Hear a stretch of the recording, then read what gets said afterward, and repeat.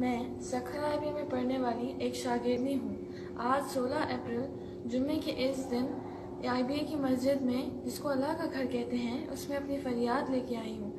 आज हम इतने बेबस हैं सखर आईबी में कि हमें अपनी आइडेंटिटी को छुपाकर इंसाफ मांगना पड़ रहा है। हमने ये पर्दा कोरोना की वजह से नहीं, बल्कि आईबी में कोरोना से भी बदतर तबाही करने वाले माफिया की वजह से करना पड़ रहा है, जो हमें निसार साहब के जाने के बाद सिर्फ तबाही के रास्ते पे लाने की कोशिश कर रहे हैं। यहाँ पे इंसाफ जैसी कोई चीज़ ही नहीं है। निसार साहब के जाने के बाद वो निसार साहब हर बच्चे के मसलों को सिर्फ सुनते नहीं थे, बल्कि हल करते थे।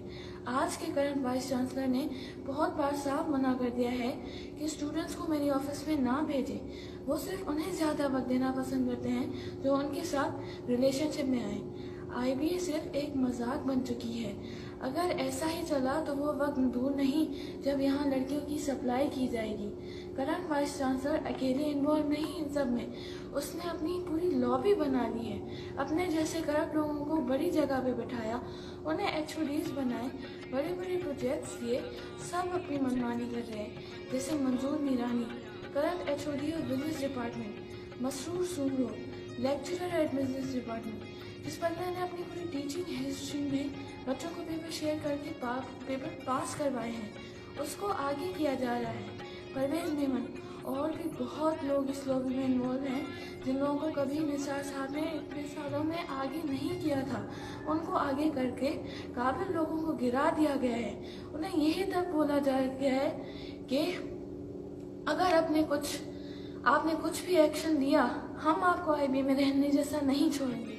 वार्डन्स तक रिलेशनशिप में इन्वॉल्व है, उनके साथ उस पॉलिटिकल सपोर्ट की वजह से हॉस्टल में रहने वाली लड़कियों के साथ टॉर्चर किया जाता है।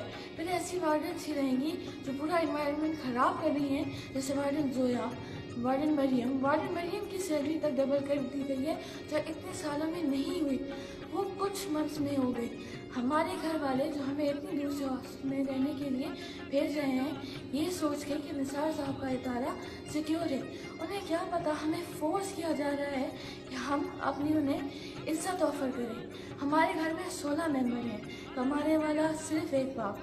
मैं जब से आईबी आई हूँ, हर दिन ये सोच के गुजरता है अपने छोटे भाई बहनों को अच्छी ज़िंदगी दूंगी, पर निसार साहब के जाने के बाद हम सिर्फ ये सोच रहे हैं अपनी इज्जत को कैसे महफूज रखें। मेरे बूढ़े माँ बाप, जिनको मैं अपनी आधी स्टाइपेंड भेजती हूँ और गिन रही हूँ कि कब उनका सहारा बनूंगी, पर यहाँ की करप्शन ने तबाह कर दिया है। ज़बरदस्ती बच्चों को फेल किया जा रहा है। ऐसे एचओडीज रखे कि बहुत बच्चे फेल हो रहे हैं एक्सटर्नली, और एग्जामिनेशन डिपार्टमेंट को चलाने वाला इमरान खान सबसे बड़ा करप्ट। बच्चों को पैसे लेके पास करता है। हमारे जैसे बेबस बच्चे कहाँ जाएं? और हफीज सुन्नी, ट्रांसपोर्ट ऑफिसर, अपनी वाइफ को डाइवोर्स देके 2 दिन अपनी माँ को फैमिली हॉस्टल में रखा, बोला कि मैं अपने फैमिली के साथ रह रहा हूँ। हालांकि गर्ल्स को परेशान करता है, हॉस्टल में गर्ल्स डिनर तक भेजता है। हमारे इंजीनियरिंग डिपार्टमेंट, जिसकी फर्टिलिटी 47 है, अब सिर्फ 15 से 17 स्टूडेंट्स की एनरोलमेंट हो रही है। एक तरफ से ये सब चीज़ें हो रही हैं, दूसरी तरफ से सारा इन्वायरमेंट खराब किया जा रहा है। निसार साहब की ही पॉलिसीज़ को ख़राब किया जा रहा है। 2 स्टूडेंट्स एहतशाम और दुआ के नाम के उनको रॉन्ग एक्ट की वजह से रेस्ट्रिक्ट किया था निसार साहब ने, अब उनको ही रजिस्ट्रार ने वापस बुला लिया। इस तरह की एक्टिविटीज़ तो बढ़ जाएंगी, क्योंकि ये स्टूडेंट्स के लिए मोटिवेशन बन गई है कि कुछ भी करें, अब हमसे कोई पूछने वाला है ही नहीं। फिर कल को हमारे जैसे स्टूडेंट्स कहाँ जाएंगे, जब घर वाले स्टूडेंट यूनिवर्सिटी भेजना बंद कर देंगे। सीएम साहब, हमें इंसाफ दें, इस पॉलिटिकल माफिया से हमें बचाएं। हम बच्चों का मुस्तकबिल आपके हाथ में है, वरना कल को सबसे ज़्यादा सुसाइड केसेस आईबी में होने वाले होंगे, चाहे शागिर्द हों या एम्प्लॉयज़। सबसे बेहतरीन एम्प्लॉयज़ आईबी के एनओसी दे के जा चुके हैं। निसार साहब का सपना रह जाएगा। मुझे वो दिन याद है जब निसार साहब ने मेरे बूढ़े माँ बाप को बुलाया था और कहा, आपकी बेटी और आपकी बेटी जैसी बहुत सारी आईबी की लड़कियाँ पाकिस्तान का फ्यूचर बनेंगी। अब उस निसार साहब को हम कहाँ से वापस लेके आएँ?